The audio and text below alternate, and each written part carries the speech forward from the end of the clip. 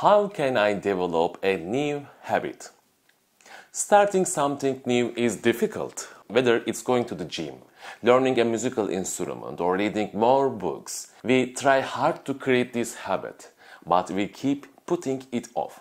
But there's a trick. Let me share two personal examples, one recently and the other a few years ago.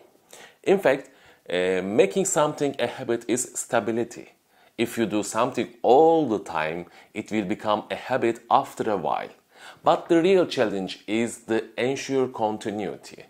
But our habits can sometimes put us in difficult situations. One of the best examples of this is about a former kindergarten teacher who has gone into the corporate life. Although she was now working with adults, her old habits continued to kick in. And she was constantly asking her colleagues if they had washed their hands after going to the toilet. Just like what happened to me once. We were trying to get into a habit of separating waste in the company. By the way, I'm also an environmental engineer. Every week I was checking whether the waste disposed of correctly in 80-90 waste buckets. This made me such a habit for me that on the way home or the work, I started to check waste containers in the neighborhood on the road. Luckily, I was able to get rid of this habit without starting to rummage through the garbage. I'm not going to derail the topic. Our main topic is not to get rid of our habits. Our topic is how can we develop a new habit. I couldn't find the time to write my blog post or edit my notes. All my notes and ideas were just there on my Notion page.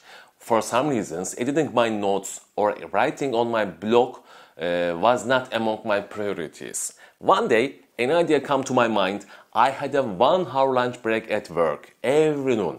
Due to the pandemic, we no longer go to the cafeteria and the food comes our desks. It takes me 10 minutes to eat my food and I have 50 minutes left each day. I wear my Bluetooth headset and freely organize all my notes.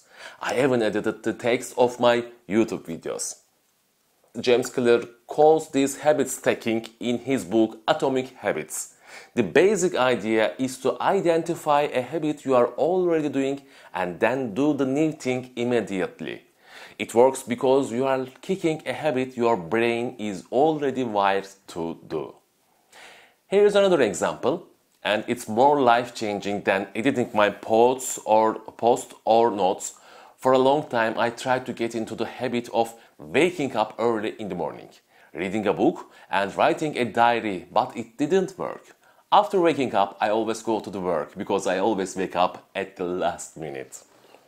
Before going to sleep one night, I prepared my book, which I will read in the morning, and my notebook and pens on my desk, where I would write on my notes.